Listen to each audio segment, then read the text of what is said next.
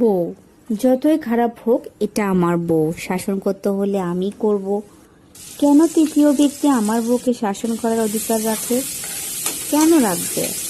আমি সব ব্যাপারে খারাপ কথা শুনতে প্রস্তুত, কিন্তু আমার বউকে নিয়ে কেউ খারাপ কথা বলবে, আমি সেটা চুল পরিমাণ সহ্য করব না।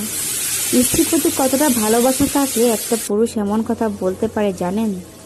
যারা বলে তারাই আদর্শবান স্বামী, আর যারা তার বিপরীত, তার স্ত্রীকে ছোট করে নিজের স্বার্থ অন্যদের কাছে, তারা স্বামী তো দূরের কথা, পুরুষ হওয়ারও যোগ্যতা রাখে না।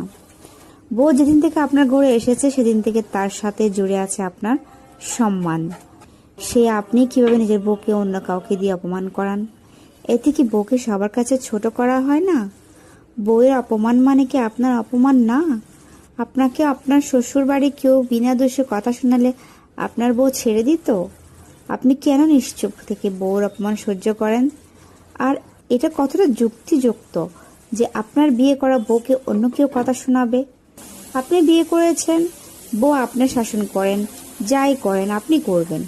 তৃতীয় পক্ষ কেন সম্পর্কে ঢুকে সম্পর্ক নষ্ট করবে?